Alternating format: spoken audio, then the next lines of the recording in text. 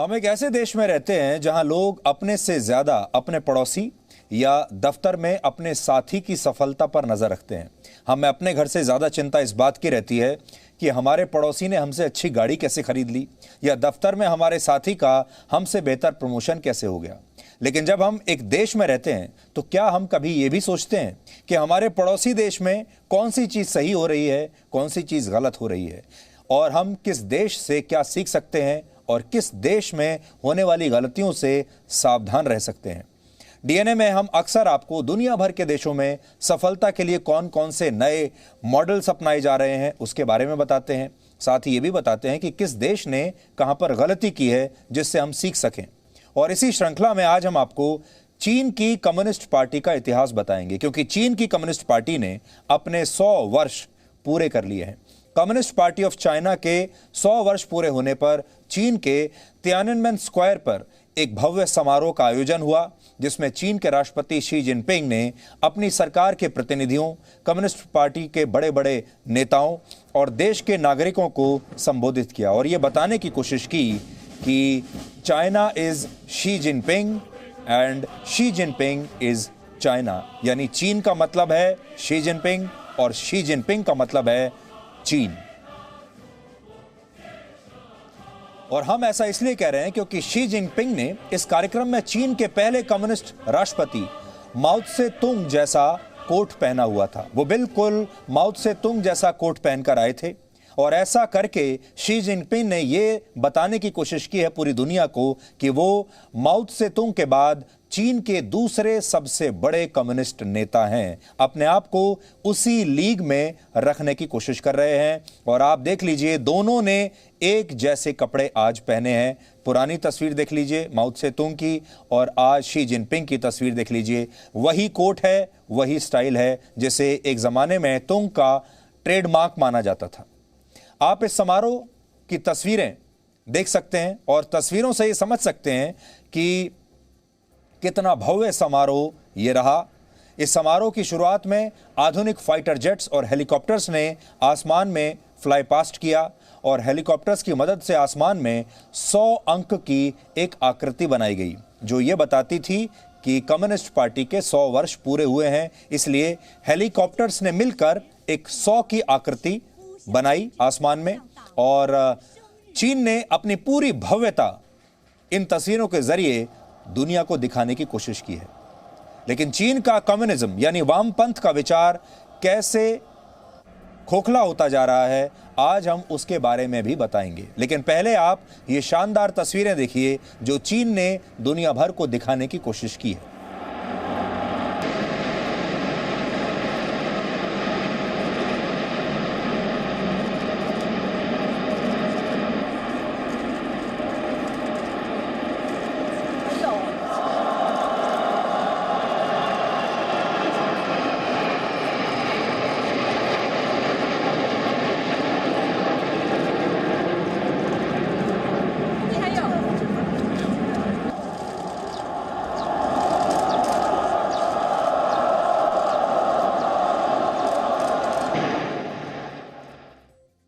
इस समारोह में अलग अलग बैंड्स में 3000 लोगों ने सोशलिस्ट गाने गाए और कई धुनें भी इस दौरान बजाई गईं।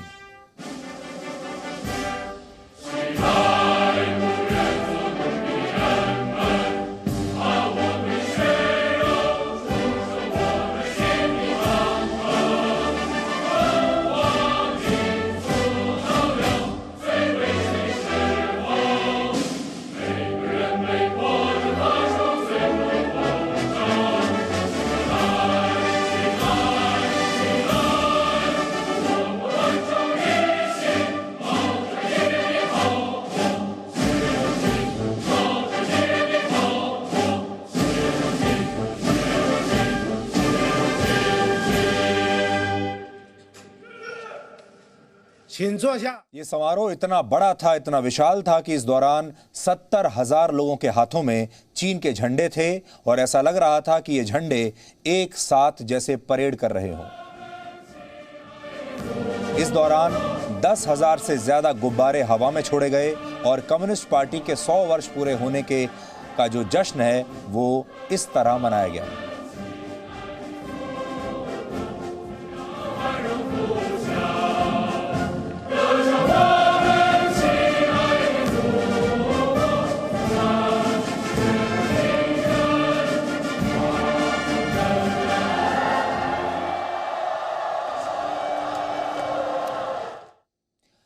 लेकिन जो बात यहां पर ध्यान देने वाली है वो ये कि इस समारोह में हिस्सा लेने आए इन 70,000 लोगों में से एक ने भी मास्क नहीं पहना हुआ था।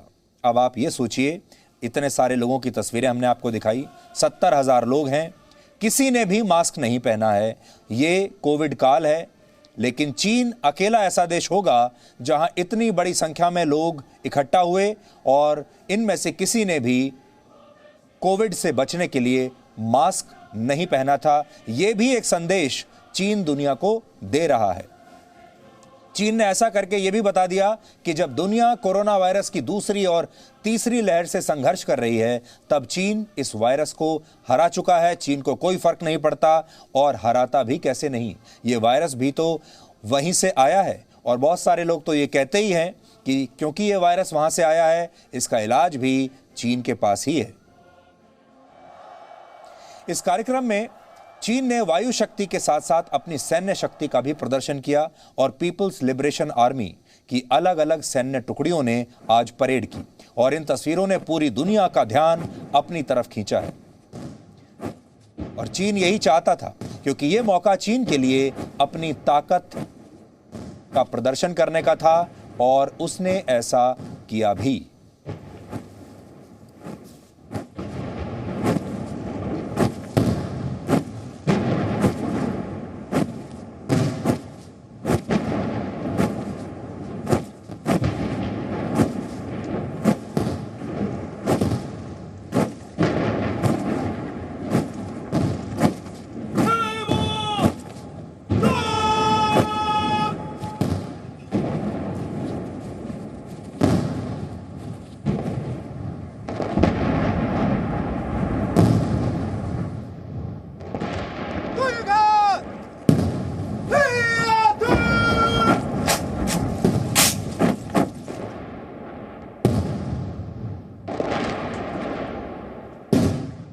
कुल मिलाकर शी जिनपिंग ने इस समारोह के जरिए चीन के वामपंथ को दुनिया के सामने एक बहुत बड़ी विचारधारा के रूप में रखा है और यह भी बताने की कोशिश की है कि वो वैश्विक शक्ति का नया केंद्र बन चुका है। हमने समारोह के अलग अलग हिस्सों को मिलाकर आज आपके लिए एक वीडियो विश्लेषण तैयार किया है जो आपको देखना चाहिए।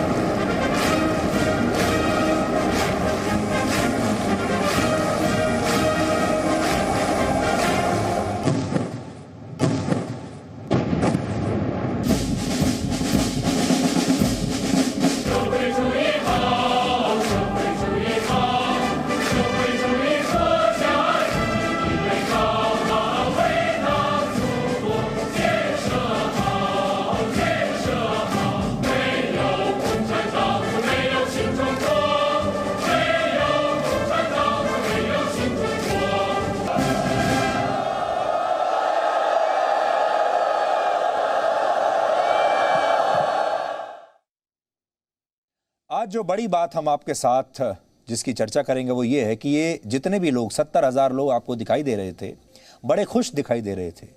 अब बड़ी बात यह है कि चीन की ये जनता वाकई इतनी खुश है जितनी टीवी पर दिख रही है। ये बच्चे वाकई क्या इतने खुश हैं, इनके परिवार वाकई इतने खुश हैं जितने ये दिख रहे हैं, या फिर इन सब से एक्टिंग करवाई जा रही है।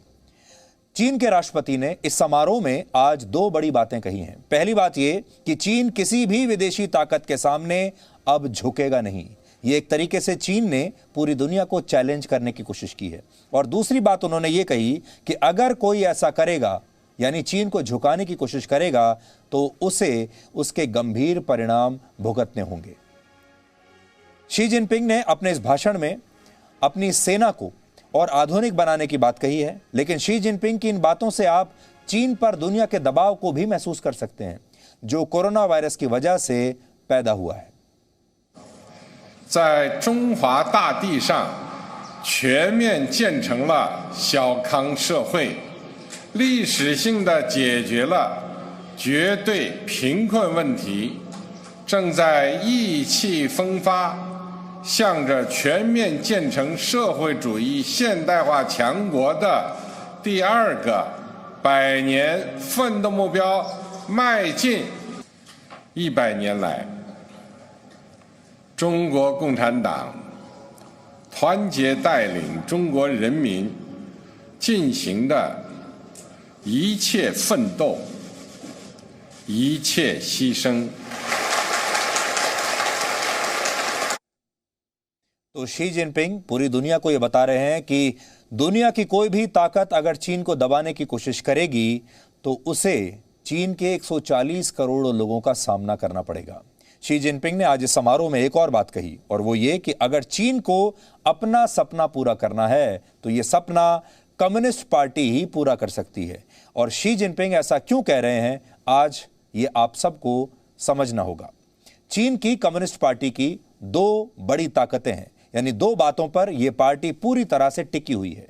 पहली ताकत है इसकी चीन की अर्थव्यवस्था, क्योंकि इसे चीन पूरी दुनिया के सामने सफलता के एक मॉडल की तरह पेश करता है और कहता है कि हम आर्थिक रूप से बहुत बड़ी शक्ति बन चुके हैं, एक राष्ट्र के रूप में हम बहुत बड़ी शक्ति बन चुके हैं। तो पहली जो ताकत है चीन की वो है अर्थव्यवस्था और दूसरी ताकत है राष्ट्रवाद। अब आज डीएनए टेस्ट इस बात का करना है कि यह राष्ट्रवाद असली है या नकली है। आप कह सकते हैं कि चीन में कम्युनिस्ट शासन इन्हीं दो स्तंभों पर टिका हुआ है, अर्थव्यवस्था और राष्ट्रवाद। अब सवाल यह है कि ये स्तंभ कितने मजबूत हैं। इसका जवाब हम थोड़ा विस्तार से आज आपको देंगे। पहले आपको चीन की अर्थव्यवस्था के बारे में बताते हैं, क्योंकि दुनिया भर में इंप्रेशन यह है, आप भी सोचते होंगे कि अर्थव्यवस्था के मामले में चीन बहुत आगे निकल चुका है। वर्ष 2013 में जब शी जिनपिंग चीन के राष्ट्रपति बने थे तो चीन की जीडीपी विकास दर 7.7% थी, लेकिन पिछले साल 2020 में यह घटकर सिर्फ 2.27% रह गई। और ऐसा नहीं है कि यह गिरावट अचानक एक साल में ही आई हो, क्योंकि बहुत सारे लोग कहेंगे कि यह कोविड की वजह से हुआ होगा, क्योंकि सारी दुनिया की अर्थव्यवस्था गिरी है तो चीन की भी गिरी होगी। लेकिन अगर आप नजर डालें तो पिछले 7 वर्षों से चीन की जीडीपी विकास दर में यही ट्रेंड देखने को मिला है, यानी चीन के सामने सबसे बड़ी चुनौती यही है अपनी अर्थव्यवस्था को ठीक करने की। अब आप देखें 2013 में जब शी जिनपिंग आए 7.77% है जीडीपी ग्रोथ रेट, उसके बाद लगातार उसके बाद से कम होती जा रही है और 2013 से लेकर 2020 तक 7 साल में एक वर्ष भी ऐसा नहीं आया जब चीन ने 7.77% की ग्रोथ रेट के आंकड़े को पार किया हो, यानी लगातार नीचे आ रहा है और 2020 में तो बिल्कुल ही नीचे आ गया। इसलिए अर्थव्यवस्था नीचे जा रही है, तो एक स्तंभ चीन का कमजोर होना शुरू हो गया है। दूसरी चुनौती यह है कि चीन की अर्थव्यवस्था नए आविष्कारों पर नहीं टिकी है, बल्कि चीन की उत्पादन शक्ति अलग अलग प्रोडक्ट्स की सस्ती कॉपीज बनाने पर टिकी हुई है। और यही कारण है कि चीन वैसे तो दुनिया की दूसरी सबसे बड़ी अर्थव्यवस्था है, लेकिन दुनिया की बड़ी बड़ी टेक्नोलॉजी कंपनियां जैसे गूगल, फेसबुक, माइक्रोसॉफ्ट, अमेजॉन और एप्पल अमेरिका की कंपनियां हैं, चीन की नहीं, जहां आविष्कार को बहुत महत्व दिया जाता है, ना कि प्रोडक्ट्स की सस्ती कॉपीज बनाने का काम होता है। तो चीन ने जो किया है वो ये मैन्युफैक्चरिंग सेक्टर बहुत अच्छा किया, लेकिन वो सब दूसरे देशों की टेक्नोलॉजी की कॉपी करते हैं, अपना कुछ नहीं बनाते, अपना आविष्कार नहीं करते। इसी तरह ऑटोमोबाइल सेक्टर में भी आज अमेरिका, जापान, जर्मनी, दक्षिण कोरिया, फ्रांस, ब्रिटेन और इटली जैसे देशों का वर्चस्व है। लेकिन दूसरी सबसे बड़ी अर्थव्यवस्था होने के बावजूद चीन की कोई भी ग्लोबल ऑटोमोबाइल कंपनी आपको ध्यान में नहीं आएगी। इसके अलावा चीन की अर्थव्यवस्था पर बहुत ज्यादा कर्ज भी है और यह पूरी अर्थव्यवस्था निर्यात पर आधारित है, एक्सपोर्ट पर। यानी चीन के लिए यह ताकत भी है और एक बड़ी कमजोरी भी। चीन असल में एक बहुत बड़ी फैक्ट्री है, मैन्युफैक्चरिंग हब है, फैक्ट्री की तरह वहां काम होता है और फिर उसे एक्सपोर्ट कर दिया जाता है और उसे बेचा जाता है, क्योंकि जैसे ही यूरोप और अमेरिका में आर्थिक मंदी आती है तो चीन का निर्यात कम हो जाता है, क्योंकि यूरोप के देशों के पास जब पैसा ही नहीं होगा, वहां आर्थिक मंदी होगी तो वो चीन का सामान खरीदना बंद कर देते हैं, जिससे चीन पर सीधा असर पड़ता है और चीन की अर्थव्यवस्था नीचे गिरने लगती है। इसके अलावा कोरोना जैसी महामारी में सप्लाई चेन टूटने से भी चीन के निर्यात पर असर पड़ा और यह बात चीन पिछले साल समझ चुका है। चीन ने तय किया है कि वो अपने देश के घरेलू बाजारों को अब सशक्त करेगा ताकि विदेशों में मंदी आने पर उसकी अपनी अर्थव्यवस्था चौपट ना हो और उसका इस तरह दिवाला ना निकल जाए। यानी चीन की अर्थव्यवस्था हाथी के दांत दिखाने वाले और खाने वाले और ये वाले मामला वहां पर चलता है। चीन में कामगारों की घटती संख्या और बुजुर्गों की बढ़ती आबादी ने भी उसकी अर्थव्यवस्था के लिए गंभीर चुनौती खड़ी की है। यह एक अहम बात है कि भले ही चीन ने अपनी बड़ी अर्थव्यवस्था खड़ी कर ली हो, लेकिन इस अर्थव्यवस्था के लिए उसके नागरिकों को अपने अधिकारों और स्वतंत्रता की बहुत बड़ी कुर्बानी देनी पड़ी है। इसलिए चीन की जो चमक दमक है वो तो पूरी दुनिया देखती है। हमने अभी जो आपको तस्वीरें दिखाई, वीडियोस दिखाए, उससे आपको ऐसा लगेगा कि चीन बहुत बड़ा विकसित देश है, शक्तिशाली देश है। ये चीन की चमक दमक है जो इस समय आपकी स्क्रीन पर दिख रही है। देखने में कितना अच्छा लगता है, लेकिन हमने पहले भी आपको कहा, क्या ये लोग वाकई इतने खुश हैं?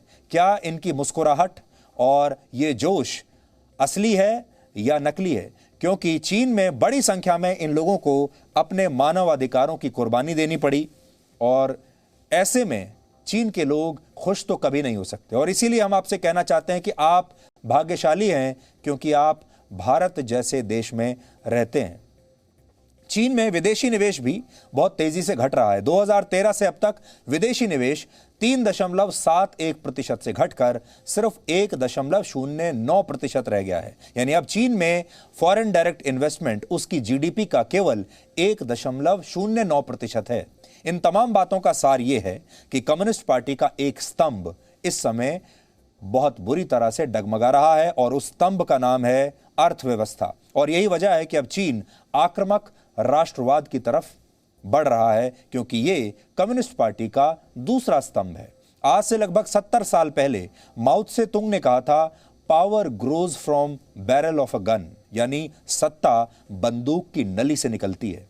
और आज 70 वर्ष बाद भी चीन की कम्युनिस्ट पार्टी इसी विचार पर काम करती है, इसी पर विश्वास रखती है। इसे भी कुछ उदाहरण के जरिए हम आपको समझाएंगे। वर्ष 2017 में चीन और भारत के बीच डोकलाम में संघर्ष हुआ था। फिर 2020 में भी चीन ने गलवान में आक्रामक राष्ट्रवाद पर चलते हुए तनाव को हिंसक संघर्ष में बदल दिया था। कहने का मतलब है कि चीन की कम्युनिस्ट पार्टी दो स्तंभों पर जो टिकी हुई है, उसमें जब अर्थव्यवस्था का स्तंभ कमजोर पड़ने लगता है तो चीन सत्ता पर नियंत्रण के लिए आक्रामक राष्ट्रवाद को अपनाता है। हमें लगता है कि भारत को इस चुनौती के लिए भी तैयार रहना होगा। चीन लगातार राष्ट्रवाद का सहारा ले रहा है, लेकिन एक बात और है जो भारत के लिए अच्छी है, वो ये कि ये राष्ट्रवाद नकली है।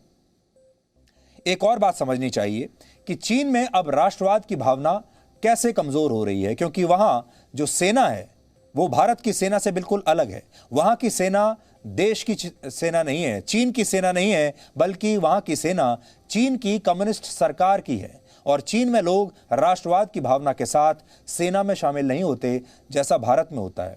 भारत में आपने देखा होगा, जो लोग सेना में जाते हैं वो राष्ट्रवाद की भावना से भरे होते हैं, उन्हें बहुत बड़ा देशभक्त समझा जाता है, माना जाता है। और जो लोग सेना में काम करते हैं वो और उनका पूरा परिवार गर्व से भरे होते हैं क्योंकि हमारा एक परिवार का सदस्य सेना में काम करता है। भारत का पूरा समाज, हम सब लोग उन्हें गर्व की दृष्टि से देखते हैं। और हमारे यहाँ जो भारतीय सेना की पूरी छवि है हमारे सैनिकों की, वो राष्ट्रवाद से भरी हुई है। जो लोग बाहर से उन्हें देखते हैं, यानी जो सिविलियन है, हमारे जैसे नागरिक, हम भी गर्व से भर जाते हैं। और जो लोग सेना में काम करते हैं हमारे यहाँ, वो तो राष्ट्रवाद से भरे होते ही हैं। लेकिन चीन की सेना में ऐसा नहीं है। चीन की सेना में जो लोग शामिल होते हैं वो राष्ट्रवाद की वजह से नहीं, बल्कि रोजगार की वजह से शामिल होते हैं। दूसरा, उन पर दबाव बनाया जाता है कि उन्हें चीन की सेना में अपनी सेवाएं देनी है। और चीन में ये कानून है कि जो लोग चीन की सेना में शामिल होने से इनकार कर देते हैं, उन पर कई तरह के प्रतिबंध लगा दिए जाते हैं, उनका सामाजिक बहिष्कार होता है। इसलिए लोग वहां अपनी मर्जी से नहीं बल्कि जबरदस्ती सेना में शामिल होते हैं, मजबूरी में शामिल होते हैं। और इसीलिए चीन ने जब जब भी जहां भी लड़ने की कोशिश की है, जिस भी युद्ध में चीन उतरा है, चीन की हार होती है क्योंकि चीन के सैनिक बहादुरी से लड़ नहीं पाते, जबकि हमारे सैनिक बहादुरी से लड़ते हैं। चीन के पास हथियार बहुत बड़े बड़े हैं, आधुनिक हथियार हैं, पैसा बहुत है, लेकिन उनके सैनिकों में हिम्मत नहीं है। हमारे यहाँ हथियार भले ही पुराने होंगे, कम भी होंगे, टेक्नोलॉजी भी हो सकता है चीन से पीछे ही हो, लेकिन हमारे सैनिक बहुत बहादुर हैं और इसीलिए चीन की सेना और भारत की सेना जब भिड़ती है कभी आपस में, जैसा कि आपने गलवान में देखा, तो यहां बहादुरी के मामले में भारत के सैनिक उन पर बहुत भारी पड़ते हैं। आज जब चीन कम्युनिस्ट पार्टी के 100 वर्ष पूरे होने का जश्न मना रहा है, तब आपको इस पार्टी का इतिहास भी जानना चाहिए। आज आपको मदद मिलेगी इससे। 20वीं सदी की शुरुआत में चीन में राजशाही शासन हुआ करता था, लेकिन इसी दौरान वर्ष 1911 और 12 में राजशाही शासन के खिलाफ सैन्य विद्रोह ने आग पकड़ ली और वहां के राजा पुई को गद्दी छोड़ने के लिए मजबूर किया गया। यानी तब वहां के राजा की गद्दी चली गई क्योंकि सैन्य विद्रोह हुआ। चीन को एक गणतांत्रिक राष्ट्र घोषित कर दिया गया और यही वो समय था जब चीन ने खुद को पूर्ण रूप से आजाद माना। यानी ये 1911 की बात है। इसके 10 वर्षों के बाद 1921 में शंघाई में कम्युनिस्ट पार्टी ऑफ चाइना की स्थापना हुई और यही पार्टी आज अपने 100 वर्ष पूरे कर रही है, 1921 से 2021 तक। इस पार्टी की स्थापना 1917 की रशिया की क्रांति से प्रभावित थी और तब कम्युनिस्ट नेताओं का पहला लक्ष्य था उस समय की चीन की राष्ट्रवादी पार्टी की सरकार को गिराना, क्योंकि उस समय चीन में राष्ट्रवादी पार्टी की सरकार थी, कम्युनिस्ट पार्टी की सरकार नहीं थी। उस समय चांग काई शेक इस सरकार के प्रमुख थे और चीन के किसानों में असंतोष बढ़ता जा रहा था। इसके खिलाफ कम्युनिस्ट पार्टी के नेता माओ त्से तुंग ने बहुत बड़े पैमाने पर आंदोलन शुरू किया। यानी वहां पर भी आंदोलन किसानों के जरिए शुरू किया गया, किसानों ने शुरू किया और धीरे धीरे वो कम्युनिस्ट नेताओं के बीच लोकप्रिय होते चले गए। हालांकि 1930 के दशक में चीन में जापान का प्रभाव तेजी से बढ़ने लगा और जापान ने चीन में अपनी सैन्य गतिविधियों को बहुत बढ़ा दिया। वर्ष 1935 आते आते जापान चीन पर कई हमले कर चुका था। सोचिए, छोटा सा देश जापान इतने बड़े देश चीन पर हमले कर रहा था और इससे लड़ने के लिए ही वर्ष 1937 में चीन की कम्युनिस्ट पार्टी और उनकी प्रमुख विपक्षी जो विरोधी दल था, नेशनलिस्ट पार्टी, जो सत्ता में भी था, यानी ये दो विरोधी दल थे चीन में, कम्युनिस्ट पार्टी और नेशनलिस्ट पार्टी। यहां पर यह सीखने की बात है कि दो विरोधी दलों ने आपस में हाथ मिला लिया। ये ऐसा समझ लीजिए जैसे भारत में कांग्रेस और बीजेपी हाथ मिला लें। और यह संघर्ष वर्ष 1945 तक चला क्योंकि तब जापान लगातार हमले कर रहा था। उससे बचने के लिए दोनों पार्टियों ने हाथ मिलाया। दूसरा विश्व युद्ध जब समाप्ति की ओर था तो 1945 में अमेरिका ने जापान पर परमाणु हमला कर दिया और यहीं से जापान ने अपनी शक्ति खोनी शुरू कर दी। जापान कमजोर होने लगा और चीन भी उसके बाद जापान के दबाव से बाहर निकल आया। हालांकि जापान के चीन से बाहर निकलने के बाद एक बार फिर चीन की राष्ट्रवादी पार्टी और कम्युनिस्ट पार्टी में संघर्ष शुरू हो गया और यह संघर्ष चीन को गृह युद्ध की तरफ ले गया। यानी सोचिए, जैसे ही मुसीबत गई, जापान नाम की मुसीबत जैसे ही गई, इन दोनों पार्टियों ने आपस में फिर से लड़ना शुरू कर दिया। वर्ष 1949 में, यानी भारत के आजाद होने के सिर्फ 2 साल बाद, कम्युनिस्ट पार्टी ने चीन की राष्ट्रवादी पार्टी की सरकार को ताइवान भागने पर मजबूर कर दिया, जहां चांग काई शेक ने अपनी सरकार बनाई ताइवान में जाकर और मेनलैंड चाइना में, जिसे आज आप चाइना समझते हैं, कम्युनिस्ट पार्टी का शासन आ गया जो आज तक चल रहा है। यहां नोट करने वाली बात यह है कि यह पार्टी लोकतांत्रिक व्यवस्था से सत्ता में नहीं आई थी। जो यहां पर ध्यान देने वाली बात है वो ये कि चीन के लोगों ने कम्युनिस्ट पार्टी को किसी चुनाव में या किसी और प्रोसेस से चुनकर नहीं सत्ता पर बैठाया था। वहां पर किसी लोकतांत्रिक प्रोसेस का पालन नहीं हुआ था। माओ त्से तुंग 1949 से 1976 तक, अपनी मृत्यु तक, वो न सिर्फ चीन के राष्ट्रपति बने रहे बल्कि कम्युनिस्ट पार्टी का भविष्य भी उन्होंने अपने दम पर ही तय किया। इस दौरान उन्होंने 2 बड़े फैसले किए जिनसे करोड़ों लोगों की जान चली गई। इनमें पहला फैसला था the great leap forward policy, उसे कहते हैं the great leap forward policy. इसके तहत माओ त्से तुंग ने 1958 से 1960 के बीच किसानों को साझा खेती करने के लिए मजबूर किया, यानी कम्यून व्यवस्था स्थापित करने की कोशिश की। और इस व्यवस्था में लोग अलग अलग परिवार और समुदाय से होते हुए भी अपनी संपत्ति को एक दूसरे के साथ शेयर करते हैं और एक साथ रहते हैं। माओ त्से तुंग ने ऐसा इसलिए किया ताकि चीन की औद्योगिक जरूरतों को पूरा किया जा सके, लेकिन यह पॉलिसी चीन को भीषण सूखे की तरफ ले गई और 3 करोड़ लोग इस दौरान मारे गए। 3 करोड़ लोगों ने अपनी जान गंवा दी।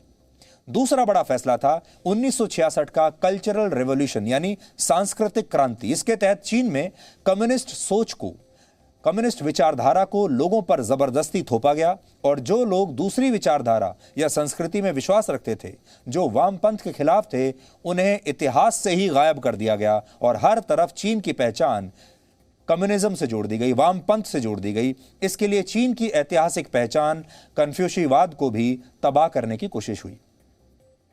इस विचार को चीन में एक धर्म की तरह माना जाता है और इस फैसले की वजह से भी चीन में लाखों लोग मारे गए। सोचिए, जो विचारधारा है इसे इतना मजबूत बना दिया गया कि अब यही धर्म है।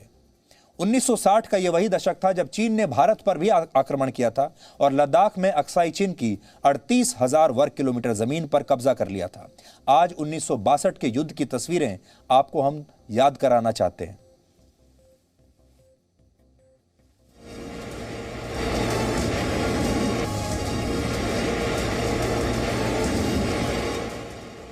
भारत तो चीन को अपना दोस्त समझता था।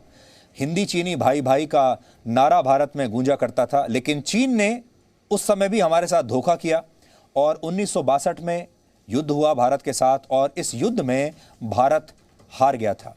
और यकीन मानिए, हर भारतीय की आत्मा पर उस हार का जो बोझ है वो आज भी है। आज भी हर भारतीय उस हार को भुला नहीं पाया है। हालांकि माओ त्से तुंग का शासन 1976 में उनकी मृत्यु के साथ समाप्त हो गया। 1976 वो समय था जब भारत में इमरजेंसी लगी हुई थी और इंदिरा गांधी प्रधानमंत्री थी।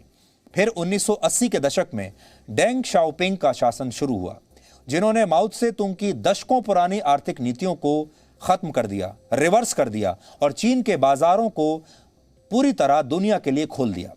आर्थिक उदारवाद के इस दौर ने चीन को गरीबी से बाहर निकालने में काफी मदद की। तब तक चीन बहुत गरीब देश हुआ करता था।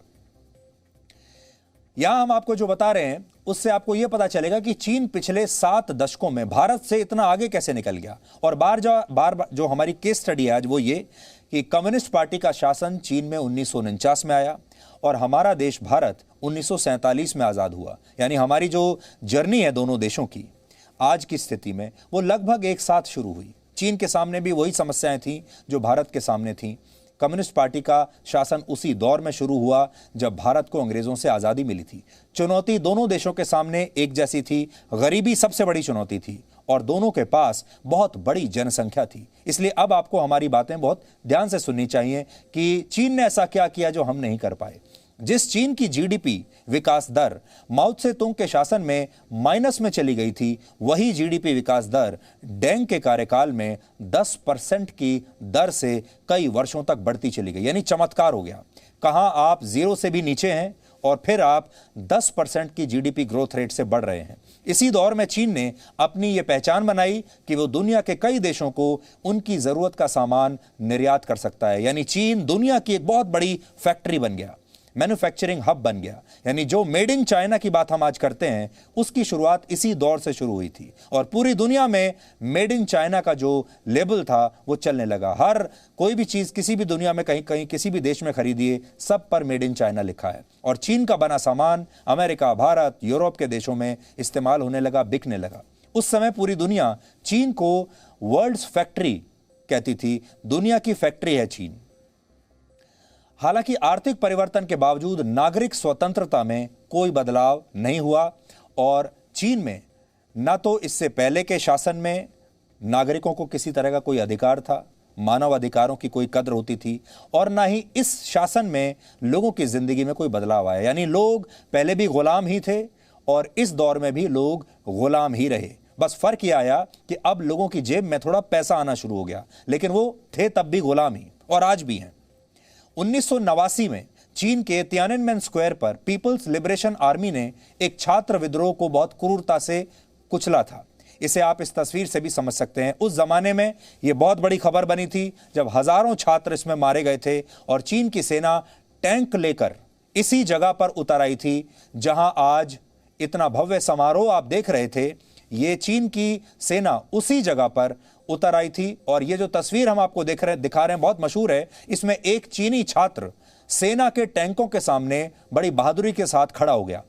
चीन मानता है कि इस विद्रोह में 200 छात्र मारे गए थे, लेकिन अमेरिका जैसे देशों की संस्थाएं मानती हैं कि मरने वाले छात्रों की संख्या उस समय हजारों में थी। बड़ी बात यह है, 1989 में जब ये नरसंहार हुआ था, वो तस्वीर आप देख लीजिए और आज की तस्वीर, ये जो दोनों हमने अभी आपको दिखाई, ये दोनों एक ही जगह पर हो रही हैं। वही तियाननमेन स्क्वायर है 1989 का, और वही जगह आज वहां इतना भव्य समारोह चल रहा है। 1980 के दशक में एक तरफ चीन अपने नागरिकों से उनकी आजादी छीन रहा था, तो दूसरी तरफ इसी समय काल में दुनिया की सबसे विवादास्पद जनसंख्या नियंत्रण नीति भी चीन में ही लागू की गई, और इसके तहत चीन में परिवारों को एक बच्चा पैदा करने की ही आजादी थी। सोचिए, आपको बच्चे पैदा करने की भी आजादी चीन ने छीन ली। चीन दावा करता है कि ऐसा करके उसने 1979 से 2016 तक 40 करोड़ बच्चों को जन्म लेने ही नहीं दिया। डेंग के बाद कम्युनिस्ट पार्टी से जितने भी नेता राष्ट्रपति बने, उन्होंने उन्हीं की नीतियों को आगे बढ़ाया और धीरे धीरे चीन एक वैश्विक शक्ति के केंद्र में आ गया, और यह बहुत बड़ा परिवर्तन था। वर्ष 1991 में जब सोवियत संघ 15 देशों में बट गया, उसका विघटन हुआ, तो यह कहा गया कि अब दुनिया में कम्युनिज्म कमजोर पड़ जाएगा सोवियत संघ के टूटने के बाद। लेकिन ऐसा हुआ नहीं, और इसमें चीन की कम्युनिस्ट पार्टी ने बहुत बड़ी भूमिका निभाई। हालांकि वो इसके साथ साथ अपने लोगों का दमन भी लगातार करती रही। 1949 के बाद से चीन में कभी भी कम्युनिस्ट शासन को चुनौती नहीं मिली, और एक के बाद एक कई नेता आए जिन्होंने चीन में वामपंथ की जड़ें मजबूत करने का काम किया, और शी जिनपिंग भी इस कड़ी में एक बहुत बड़े नेता के तौर पर उभरे। 2013 में जब वो चीन के राष्ट्रपति बने, तब तक चीन दुनिया की महाशक्तियों में से एक बन चुका था। हालांकि शी जिनपिंग के राष्ट्रपति बनने से पहले कम्युनिस्ट नेताओं के बीच भी जबरदस्त मतभेद हुआ करते थे, और सेना में भी कई अफसर बहुत मजबूत हो गए थे और राष्ट्रपति बनने का सपना देख रहे थे। यानी राष्ट्रपति की कुर्सी तो एक थी, लेकिन उस पर नजरें बहुत लोगों की थी। लेकिन शी जिनपिंग ने अपने विरोधियों को एक एक करके भ्रष्टाचार के मामलों में फंसाना शुरू कर दिया, और इस दौरान 13 लाख चीन के सरकारी कर्मचारियों पर कार्रवाई हुई, सैकड़ों मंत्रियों को जेल में डाल दिया गया, और सेना के भी कई अधिकारियों को उनके पद से हटा दिया गया। यानी जो भी लोग ऐसे थे जो भविष्य में आगे चलकर बड़े नेता बन सकते थे या शी जिनपिंग को चुनौती दे सकते थे, उन सबको रास्ते से हटा दिया गया। और इस तरह से शी जिनपिंग ने यह सुनिश्चित किया कि उनका एक भी विरोधी ना बचे जो उनके शासन को चुनौती दे सके। इसके अलावा शी जिनपिंग ने अल्पसंख्यकों का भी बहुत दमन किया। 2014 में लाखों वीगर मुसलमानों को जेल में डाल दिया गया और कई मुसलमानों को उनकी हत्या कर दी गई। आज भी वीगर मुसलमानों पर चीन की कम्युनिस्ट सरकार बहुत क्रूरता दिखाती है, लेकिन दुनिया के वामपंथी इस पर खामोश रहते हैं, और यही उनके दोहरे मापदंड भी हैं। शी जिनपिंग ने चीन के नागरिकों के अधिकारों में और ज्यादा कटौती करने के साथ खुद को अपनी मृत्यु तक यानी आजीवन चीन का राष्ट्रपति बनाए रखने का भी रास्ता साफ कर दिया। यानी अब शी जिनपिंग आजीवन चीन के राष्ट्रपति बने रहेंगे, और जब तक वो जिंदा हैं वो सत्ता में रहेंगे। वो वर्ष 2018 में एक कानून लेकर आए जिसके तहत ये नियम खत्म कर दिया गया कि कोई भी नेता सिर्फ 2 बार ही राष्ट्रपति बना रह सकता है। सबसे अहम ये कि हांगकांग और ताइवान की मुश्किलें बढ़ाने के साथ चीन ने कम्युनिस्ट शासन में ही वुहान शहर से कोरोना वायरस पूरी दुनिया में फैलाया, जिससे आज तक आप और हम जैसे लोग, दुनिया के करोड़ों लोग, सैकड़ों करोड़ लोग संघर्ष कर रहे हैं। ये कोरोना वायरस भी इसी चीन से आया है। लेकिन बड़ी बात फिर से आपको बताते हैं, तस्वीरें देखिए। चीन में क्या कभी आपने सुना है कि चीन के किसी भी बड़े नेता को कोरोना वायरस का संक्रमण हुआ हो? क्या आपने एक भी तस्वीर देखी है कि चीन का कोई बड़ा नेता, चीन का कोई बड़ा मंत्री, चीन की सेना के वरिष्ठ अधिकारी कहीं भी अस्पताल में दिखाई दिए हों, या आपने ये सुना हो कि उन्हें भी कोरोना का संक्रमण हुआ है, कोई बीमार हुआ है? शी जिनपिंग तो आपको एक बार भी इस पूरे दौर में 2020 से लेकर अब तक कभी भी मास्क पहनकर आपको दिखाई नहीं दिए होंगे। एक बार भी उन्होंने मास्क नहीं पहना, ना ही उनका कोई सहयोगी मास्क पहनता है। आप तस्वीरों में देख लीजिए। और उनके सामने जो 70,000 लोग हैं वो भी बिना मास्क के ही हैं। इससे आप अंदाजा लगा सकते हैं कि कोरोना वायरस के मामले में चीन की कितनी बड़ी भूमिका है। अब आपको 5 पॉइंट्स में बताते हैं कि कम्युनिस्ट पार्टी के शासन से चीन को क्या फायदा हुआ और क्या नुकसान। आज चीन 142 करोड़ आबादी के साथ दुनिया में पहले स्थान पर है। चीन हर साल 2.6 ट्रिलियन डॉलर यानी 200 लाख करोड़ रुपए का निर्यात करता है। 252 बिलियन डॉलर यानी 19 लाख करोड़ रुपए अपनी सेना पर खर्च करता है। भारत तो सपना भी नहीं देख सकता अपनी सेना पर इतना खर्चा करने का। चीन में हर साल लगभग 2 करोड़ गाड़ियां बिकती हैं। दुनिया के सबसे बड़े खेल आयोजन ओलंपिक्स में चीन का बहुत दबदबा रहता है। 2016 के रियो ओलंपिक्स में चीन ने 26 गोल्ड, 18 सिल्वर और 26 ब्रॉन्ज मेडल्स जीते थे। यानी खेलों के मामले में भी चीन किसी से पीछे नहीं है। लेकिन अब यह सोचिए कि ये मेडल ज्यादा कीमती हैं या देश के लोगों की आजादी ज्यादा कीमती है, क्योंकि चीन के पास भले ही ओलंपिक के मेडल ज्यादा हों, लेकिन उसके नागरिकों के पास अधिकार नहीं है और सब कुछ वामपंथी सरकार की मर्जी से ही होता है। इंटरनेट की स्वतंत्रता के मामले में चीन के पास 100 में से केवल 10 नंबर हैं। यानी इंटरनेट के इस्तेमाल के मामले में चीन में लोगों के पास कोई आजादी नहीं है। ह्यूमन डेवलपमेंट इंडेक्स में चीन पूरी दुनिया में 85वें स्थान पर है, बहुत नीचे है। चीन हर साल 1 करोड़ 25 लाख किलोटन कार्बन उत्सर्जन वातावरण में छोड़ता है।